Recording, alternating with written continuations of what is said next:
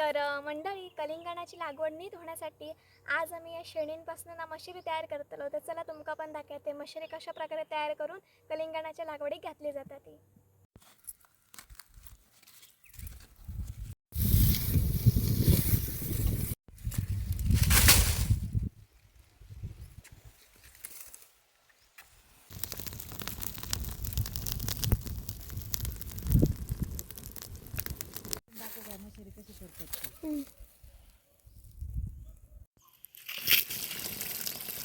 बरी थंडगार म्हणजे याच्यात आग लावता नाही पूर्ण.